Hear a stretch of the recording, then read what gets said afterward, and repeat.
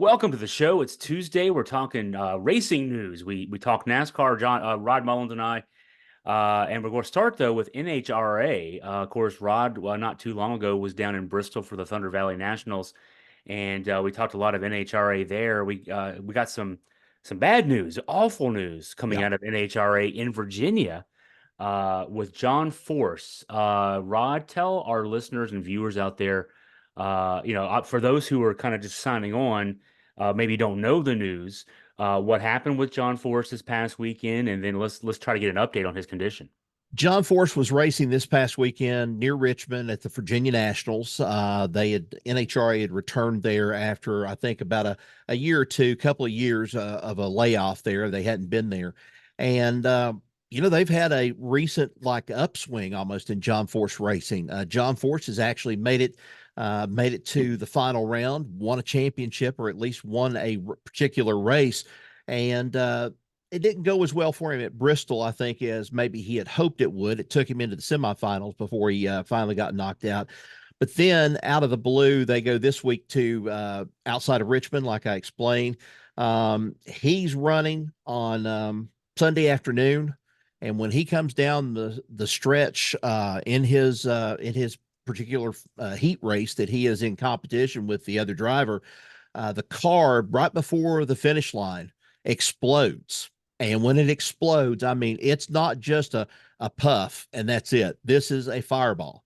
And then everything, the whole canopy, the whole body of the car itself, of the funny car, just all of a sudden gets lifted, it gets ripped apart. And then you think that he goes and he hits the wall initially on the right side from where he was racing at on the track. He didn't hit the wall. They went back and they watched a little bit of the video, and I watched it, and he missed it. But then some way, somehow he still had control, and then he veered and then hit the left side all the way across the track. The other driver who was racing against him in the funny car division part, he had put his brakes on. He had stopped. He had actually come to a stop, and then he saw Force go across in front of him. And when he did, he hit the left side retaining wall there at the drag strip at Virginia Nationals, there at the Virginia racetrack, there at the Dragway. And then they got to him and took him on to Richmond. And as of right now, the last thing that I heard earlier this afternoon was that he is still in intensive care. They will announce when there is anything that the medical staff can disclose at this point, and that his family, daughter Brittany, who also races, his wife, also the oldest daughter who gave up drag car racing, dragster racing there. She's married to Bobby Rahaal's son, Graham. She's there. They have a whole bunch that's there at the hospital, and they're still waiting on news about, what the outcome's going to be. I think right now, the way it looks, John Force had been talking here for the last several years. He even talked to me at length in a little interview that I did inside the trailer down at Bristol here about 2-3 years ago. And he told me, he said, I think it's getting close, the time of where I'm going to step down.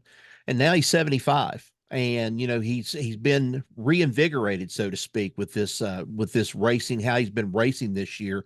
And he's had to do so without Robert Hight. Robert Hight has had a medical condition, and he did not return to drag racing this year. So they moved Austin Prock over from the dragsters, Top Fuel Dragster, moved him over to Funny Car to race there. And he's having a blast. He's enjoying himself. But it's almost as though that Force is kind of grooming him to kind of take over for him when all this is said and done. And then here's this situation now. And you kind of get there to a point and you kind of say to yourself, you're 75. How much longer can you carry on like this? And John Force has been through a number of big wrecks. He's been through some, he even told me, he said, the last one I think he had, the last wreck that he had was he banged his head really hard.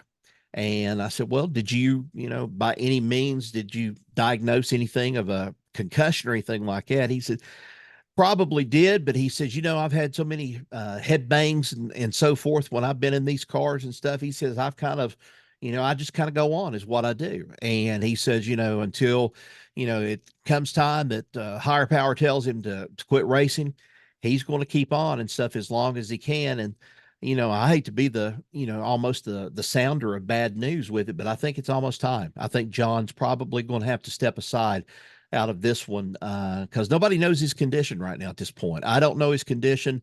I know a couple of people that are close to John Force and the whole situation and the organization too. And everybody's being very tight-lipped about this right now. So it's kind of a wait and see as to what's going to end up happening.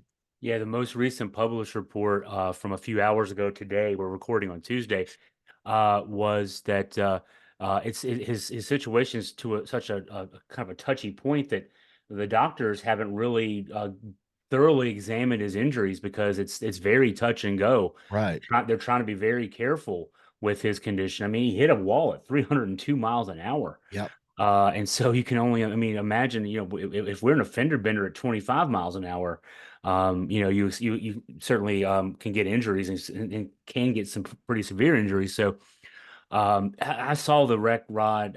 It's harrowing. I mean, I've Yep. seen several videos of it. It's, the car just explodes. It's on, and like you said, it was right before the finish line, or before the Right. finish line. I've seen commentators, Rod, make the analogy. He had obviously a harrowing wreck back in 2007. Mm-hmm.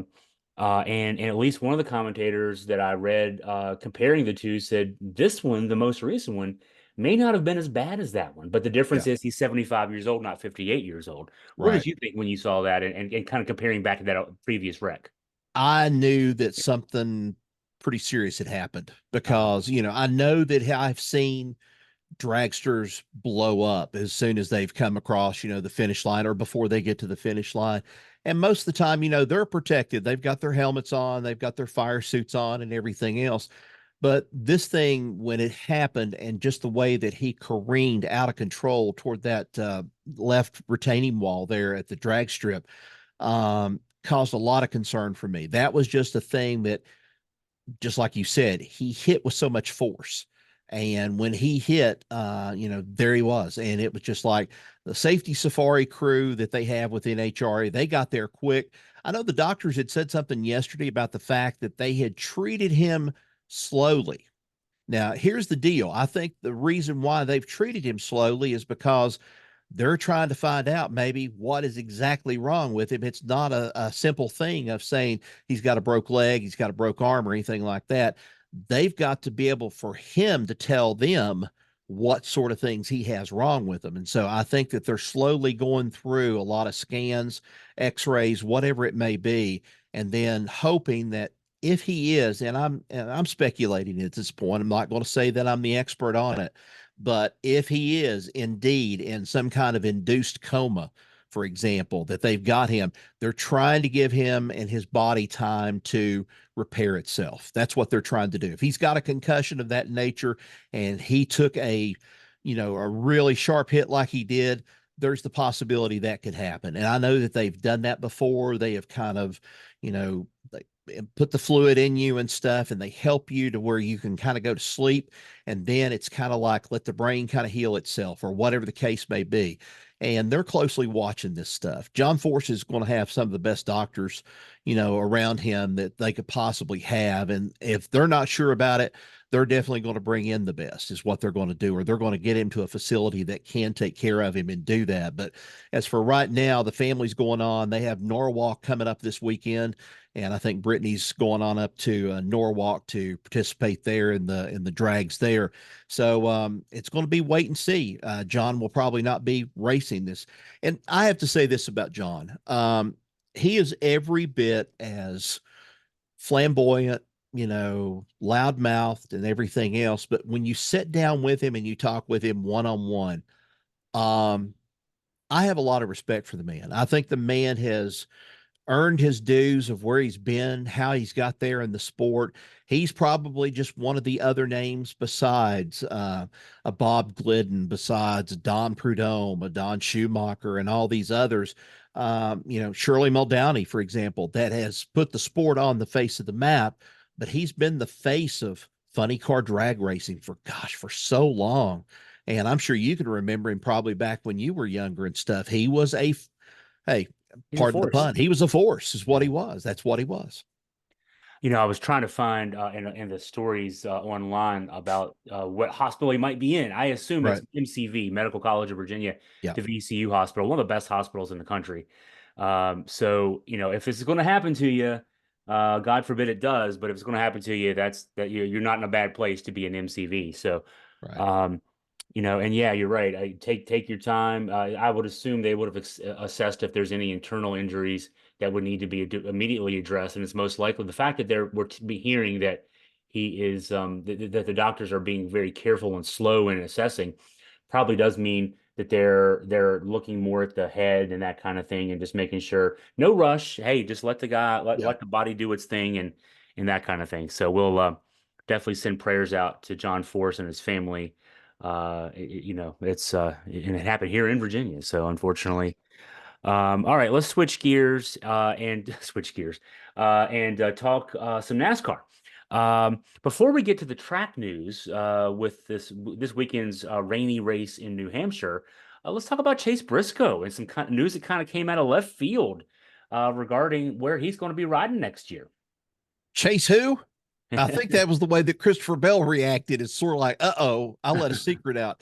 Nobody knew about I think there was some hints about it going to happen, but nobody really knew until we had a press conference on Friday, and they had some rain up in New England and so forth there in New Hampshire. And Christopher Bell is talking to the media, and then he says, they're asking him a question about Joe Gibbs Racing, about who will possibly be the replacement for Martin Truex Jr. for next year. And he kind of goes along, he's dodging it really well, and then he says, well, we'll have to find out what Chase. And then he stops, and then it's kind of like you hear little laughs in the background, and he says, I don't think I was supposed to say anything like that, or I wasn't supposed to say that. And it had gotten so far out of hand, I think everybody knew it was Chase Briscoe, but they even played a joke on Kyle Larson of all things, because from the way it came out, Kyle Larson was sort of like, oh yeah, wishing my best friend and my co-driver Chase Elliott the best as he moves over to Joe Gibbs Racing for next year. And Chase Elliott did in the press conference. He got there and he told people, he said, I'm not going anywhere. I'm staying where I'm at and stuff. But it came out today officially. Had a press conference around 1 o'clock. Joe Gibbs announced it. Johnny Morris with Bass Pro Shops also was in on the press conference. I had a chance to watch it live, and of all people who introduced the speakers for the press conference and also the driver was Christopher Bell. He was the speaker today, and he said, well, I've already told you guys who's going to be it. So he said, let's just go ahead and introduce him, Chase Briscoe, the next driver. And they had their press conference, and they talked about some things with it. So I thought it was a real interesting drop. I'll tell you this, uh, Gibbs did not waste any time trying to sign Briscoe and get him, because, hey, that kind of eliminates Kyle Busch possibly going back to Joe Gibbs Racing, at least in one sense. Don't think that's going to happen now. And there's some other things that kind of came across too that I was going to share with you here a little bit later on here in the podcast. So assess the impact of this, both for Chase Briscoe as a driver, but for JGR as a team, and for NASCAR on the whole. Does this make Briscoe more formidable going forward? Yeah, I think it does. I think it makes it more formidable. I think it also, after Sunday's race, also sheds some light on the kind of drivers they have over at there at Stewart Haas Racing that are looking for jobs right now. And if you've heard me talk about him before, Josh Berry. Josh Berry had a whale of a race on Sunday. There at one point, there were a lot of people thinking he might actually pull off the win, because he was giving some heat to the eventual leader, Christopher Bell, before he just didn't have anything there toward the end of the race. Then Chase Briscoe passes him for the second spot. And Josh Berry looked really good despite some things that happened with the rain and so forth. But, Josh Berry said it, and I think Chase Briscoe has said it. We're auditioning for jobs. Well, Briscoe has got his job sealed now. I mean, he's ready for 2025. All he has to do is just drive, try to win some races, save face on a Stewart Haas season. But here's the funny thing, though, Chris. I was amazed by this. I didn't know this was going to happen. I thought Stewart Haas Racing was going to just completely fold, but Gene Haas holds on to, the charters, at least one of the charters there. He's going to continue with the race team. That kind of surprised me. I wasn't expecting that. I kind of thought, okay, they're both going to go by the wayside. He's going to focus more on Formula One.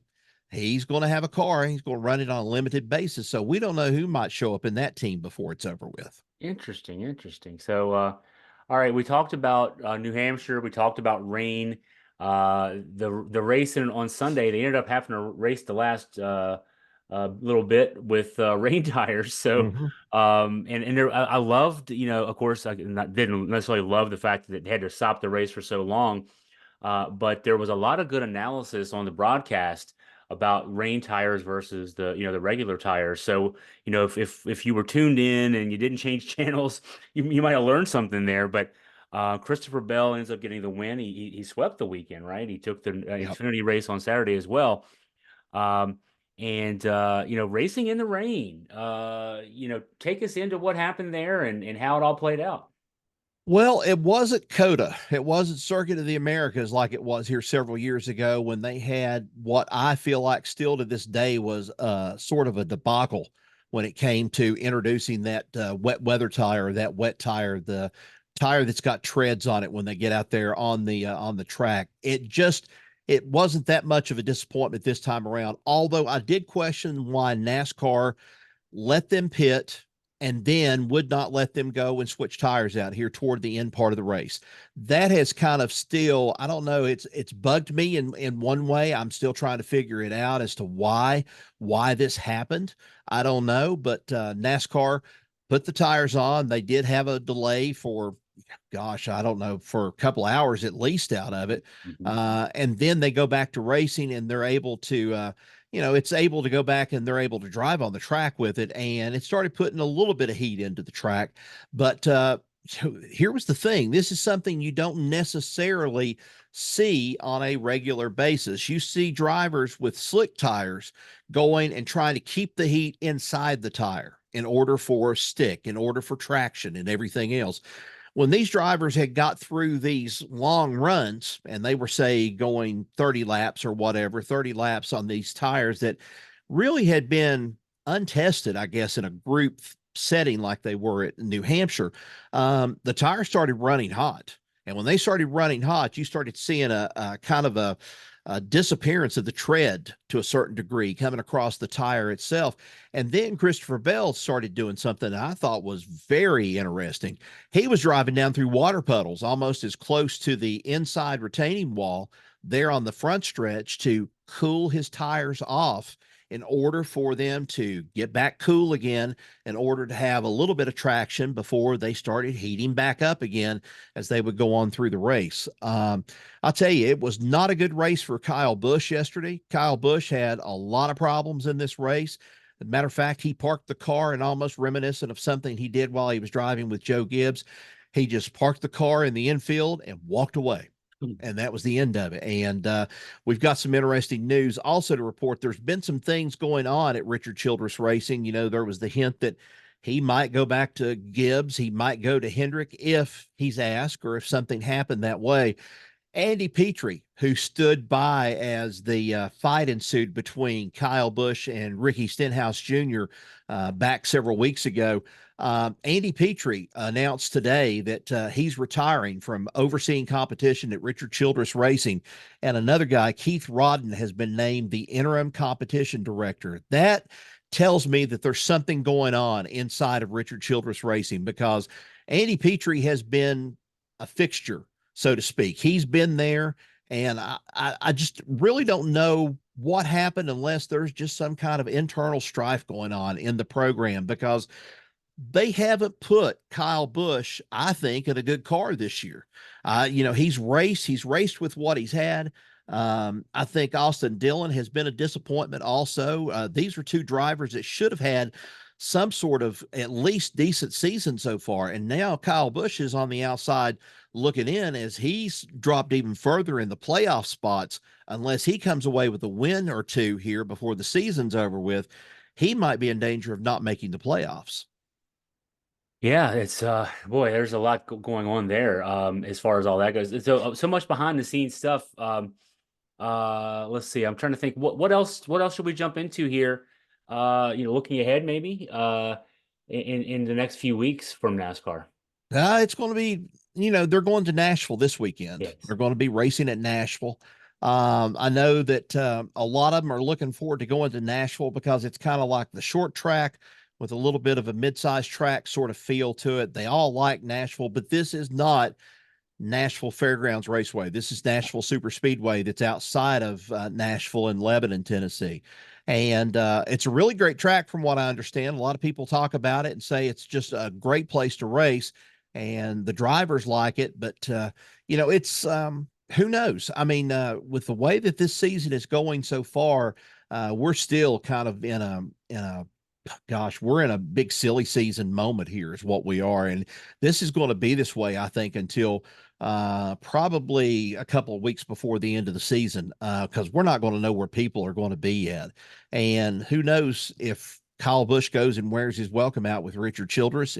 If Richard Childress doesn't go and just stiff arms him and tells him you're in this team regardless of how it's supposed to be. I don't know. I don't know how it's going to go. I know that Toyotas have suddenly come to life with Christopher Bell winning these last two races. Matter of fact, he swept this past weekend. I think it was a great win for him altogether. Shows Toyota dominance, especially at New Hampshire, is what they were able to pull off. But it leaves you scratching your head wondering about some of the Hendrick drivers. Alex Bowman, his engine expired not long into the race, the course of the race as it started. And I think that was the first DNF on a Hendrick Motorsports engine. And gosh, it's been at least several years. So they haven't had an engine expire on them. And we're also going to see something else happen. And I don't know if you're familiar with this or not. All these engines through this first half of the season, they are technically boxed up is what they are. They take them at the end of the season. They run with the same engine. It's not changing out a different engine unless something goes wrong, but this is the same engine that they are given at the beginning of the year. They do their modifications with it. They do their parts and they add their parts and so forth with it. Now what they're going to end up doing is they're going to take all these first season race engines. They're going to crate them. They're going to be put up, and then they're going to be racing second part of the season. They're going to have a brand new engine underneath some of these guys. It's going to be driving, and who knows what could end up happening. I mean, we've seen a very up and down first part of the season so far. Imagine what the second part of the season is going to be like. Yeah. We got Chicago coming up the following week, the street race, which was really fun last year. I noticed that, of course, there's an Olympic break, a couple weeks there. Couple of weeks. Between Indy and Richmond. Maybe last thing about racing, I don't know if you saw this. I happened to run across an article about how NASCAR is looking at making some changes to its playoff schedule for next year, right? Changing out some tracks. Richmond might lose one of its races, will lose its playoff race, which would move into the regular season. So NASCAR is looking to tweak the schedule to get some different tracks in there for the playoffs. Yeah, well, Atlanta's going to lose. Atlanta's going to lose out on a playoff race. They're going to actually move Atlanta, I think, into a time period, and Homestead also. Those Homestead are two races right one. there. Homestead's the big one, I think, because they said that NASCAR is trying to go with some kind of a schedule that allows them a more of a Southern style audience, or at least Southern weather, at least in the first part of the season. And that means, of course, Daytona, then you've got Homestead, you've got Phoenix, and you've got, some of those tracks there. But, Homestead has been a fun track to watch over the years.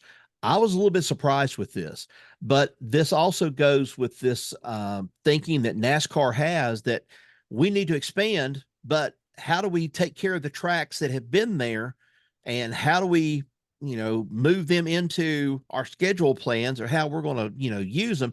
Because folks, whether you remember it or not, there is a unused racetrack sitting outside of, well, not far from Cincinnati in Florence, Kentucky, sitting up there in Kentucky somewhere.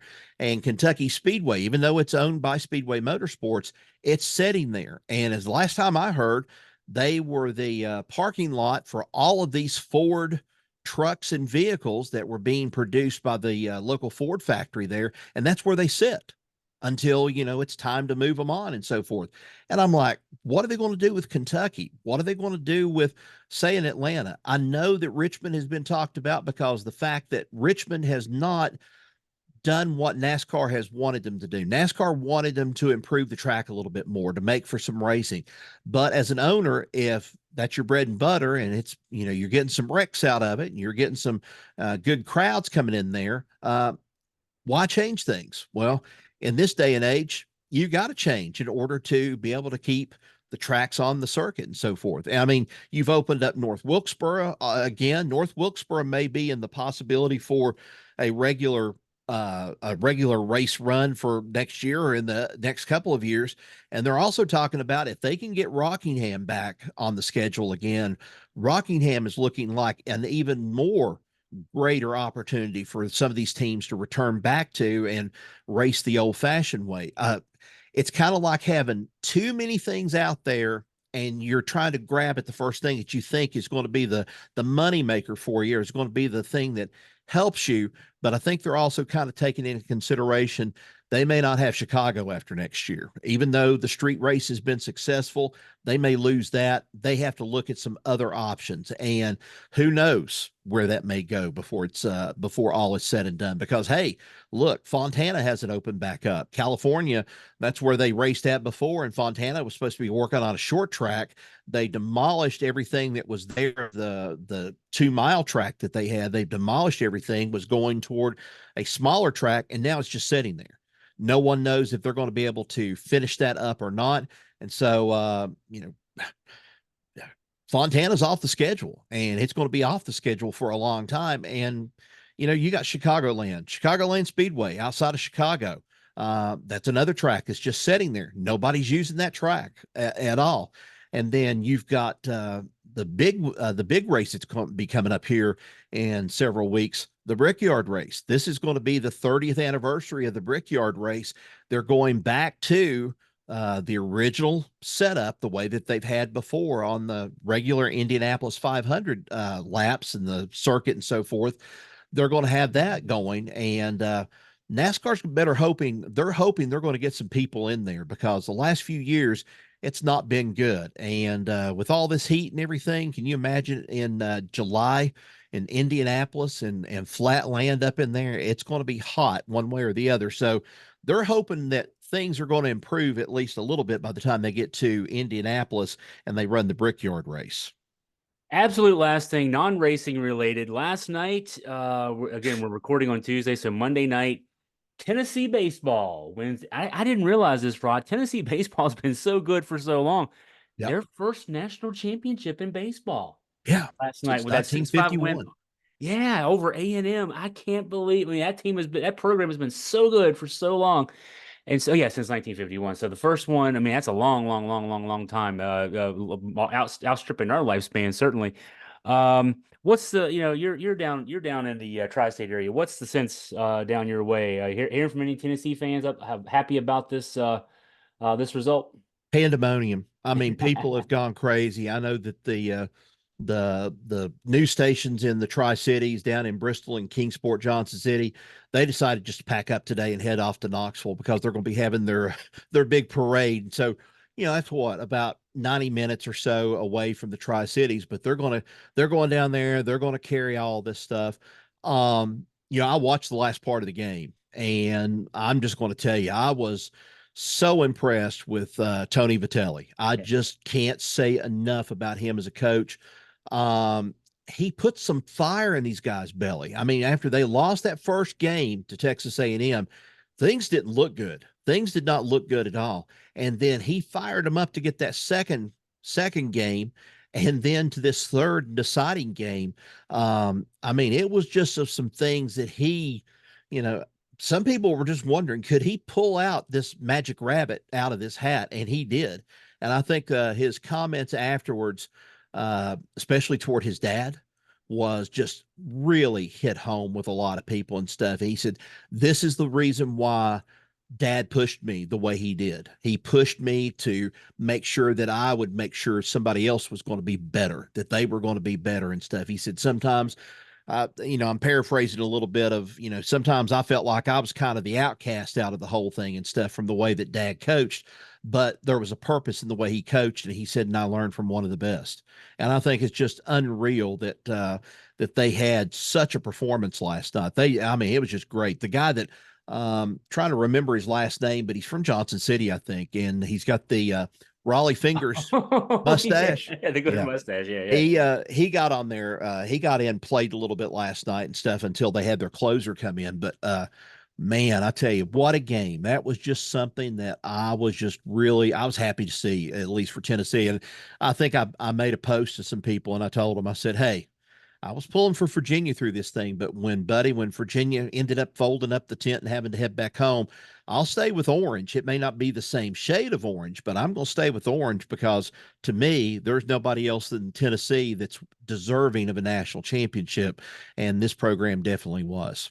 Virginia and Tennessee both in the World Series 3 of the last 4 years. For Mhm. Tennessee, the one year they didn't make it, which was last year, Right. might have been the best college baseball team of all time. They just got Yep. upset in the Super Regionals.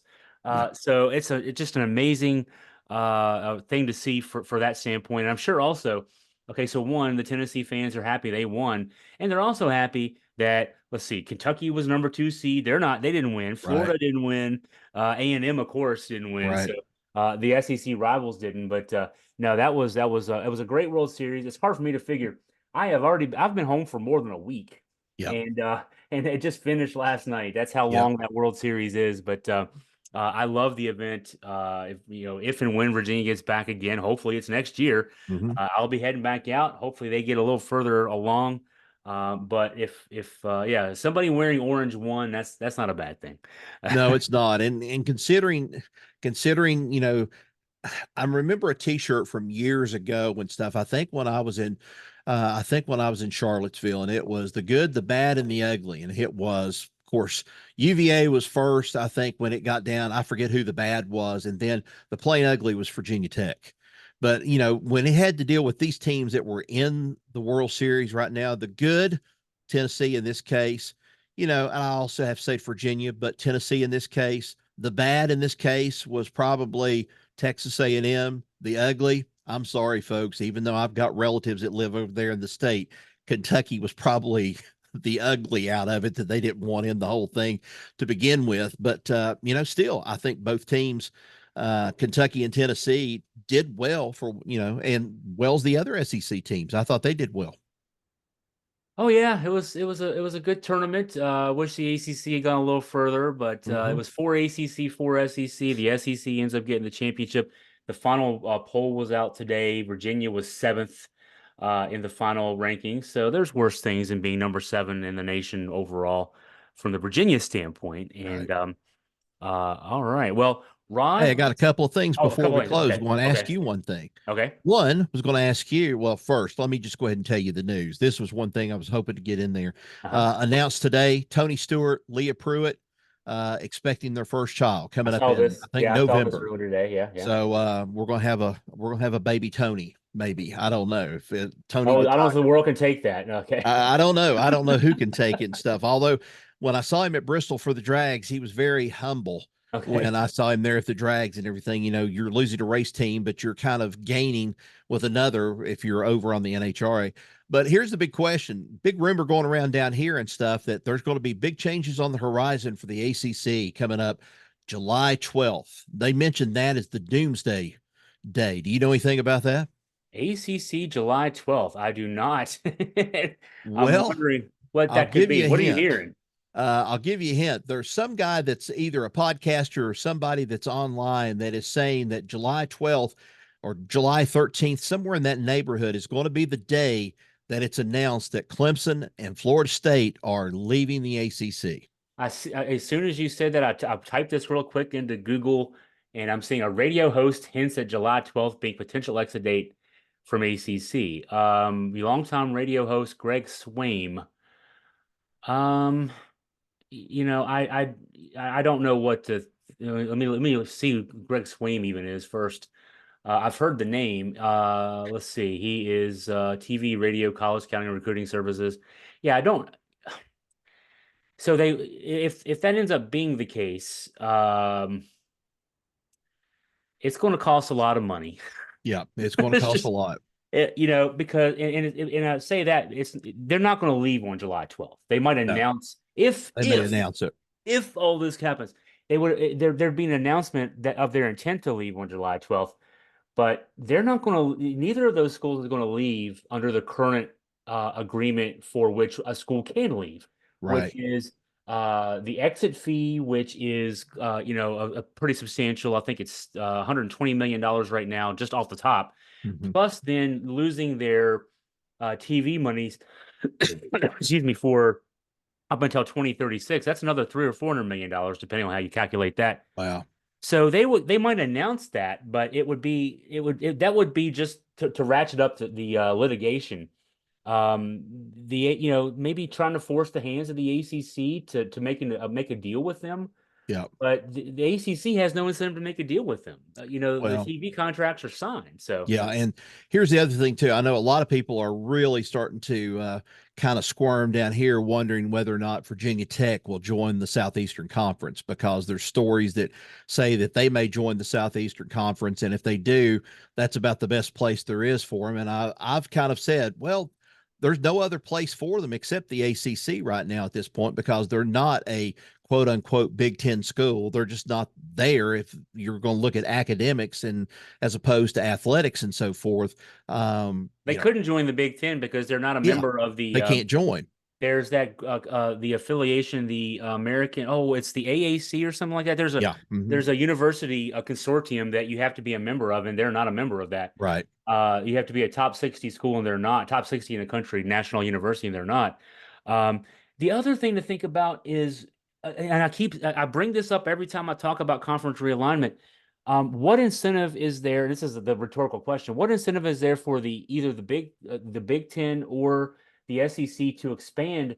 Their TV contracts are locked in now. So Right. unless there was more money being thrown at them, if they gained more schools, the SEC and the Big Ten, if they were to expand, each school would get less money.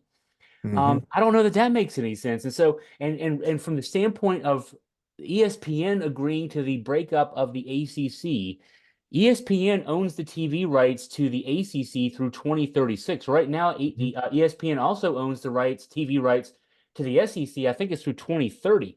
Yeah. So the ESPN would be consenting to break up a TV contract, a TV league, the ACC, to send schools and they're not all, what is it, 15? Now it's 17 or 18 when you Hmm. include the three new schools. Hmm. They're not all going to go to the SEC. So some of them are going to go to the Big Ten. Some are going to go to the Big 12, whose TV rights are owned by Fox, both the Big Ten and Big 12. I don't know why ESPN would say, oh, yeah, let's break up the ACC so we lose TV money. And then we got to pay them more. I see Yeah, where you're going with this. I mean, I do. I see exactly where you're it's going with all it, about the because money. it's all about the money. And the same thing, we come back full circle again, is what we started our podcast with. And that is, we're looking at the same thing with NASCAR. It's Yeah. all about money with this whole thing of the drivers, the numbers, the charters, and everything else, how much money these teams are getting, and so forth. Something's going to have to change one way or the other. It's not going to change immediately, but something's going to have to break on the horizon here soon, because you got a lot of, how can you say this, unhappy campers in some places that feel like they could be doing better in different places. Who knows how this is going to all end up?